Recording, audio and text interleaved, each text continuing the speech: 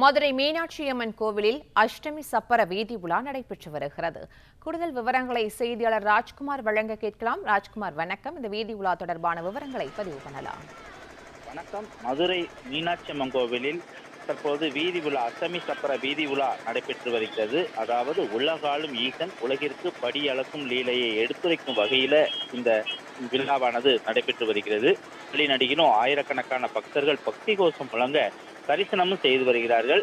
மீனாட்சி அம்மன் எழுந்தறிக்கக்கூடிய இந்த தேரினை பெண்கள் வடம் பிடித்து இழுத்து வரக்கூடிய ஒரு காட்சியும் காண முடிகிறது. உலக புகழ்பெற்ற மதுரை மீனாட்சி சுந்தரேஸ்வரர் திருக்கோயிலில் ஆண்டுதோறும் திருவிழாக்கள் நடைபெற்று வருவது வழக்கம்.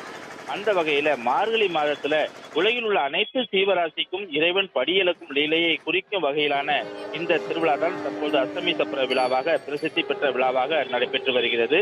மார்கழி மாத தேய்பிறை அஷ்டமி நாளான இன்று சுவாமிக்கும் அம்மனுக்கும் அதிகாலையிலேயே பல்வேறு, அதாவது பால், பன்னீர் உள்ளிட்ட பல்வேறு அபிஷேகம், சிறப்பு அபிஷேகம் செய்யப்பட்டு அலங்காரமும் செய்யப்பட்டிருந்தது. இதனையடுத்து கோவிலில் இருந்து அலங்கரிக்கப்பட்ட சப்பரத்துல சுந்தரேஸ்வரர், பிரியாவிடையுடனும் மீனாட்சி அம்மன் தனியென தனித்தனி சப்பரங்கள்ல எழுந்தள்ளினர். சிவனடியார்கள் கைலாய வாத்தியங்கள் முழங்க கீழமாசி வீதியில தற்போது இந்த சப்பரமானது புறப்பாடாகி இருக்கிறது. இந்த கீழவெளி வீதி, தெற்குவெளி வீதி, மேலவெளி வீதி, வக்கீல் புது தெரு வழியாக வலம் வந்து மீண்டும் கோவிலுக்கு அந்த சப்பரங்களானது வந்தடையும். இந்த அஷ்டமி சப்பர திருவிழாவில் மீனாட்சி அம்மன் எழுந்தருவுள்ள சப்பரத்தை, அதாவது மீனாட்சி அம்மன் இருக்கக்கூடிய சப்பரத்தை பெண்கள் மட்டுமே இழுத்து வருகிறார்கள். அது ஒரு தனி சிறப்பாகவே பார்க்கப்படுகிறது. 4 வெளி வீதிகளிலும் சப்பரத்தில் வலம் வந்த சுவாமியும் அம்மனையும் வழிநெடுகிலும் ஆயிரக்கணக்கான பக்தர்கள் தரிசனம் செய்து வருகிறார்கள்.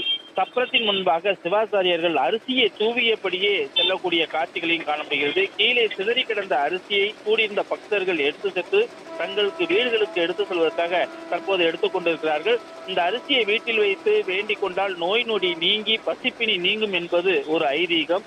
மதுரையில் வாழ்ந்து அஷ்டமி பிரதட்சணம் செய்வோருக்கு துன்பங்கள் நீங்கி முக்தி கிடைப்பது உறுதி என்றும் இறைவன் சிவன் கூறியதை நிகழ்த்தும் வகையிலான நடைபெறும் இந்த அஷ்டமி சப்பர விழாவில் ஆயிரக்கணக்கான பக்தர்கள் கலந்து கொண்டு சுவாமி தரிசனம் செய்து வருகிறார்கள். இந்த சப்பரமானது தற்போது புறப்படாகி, அதாவது கீழவெளி வீதியில் வந்து கொண்டிருக்கிறது.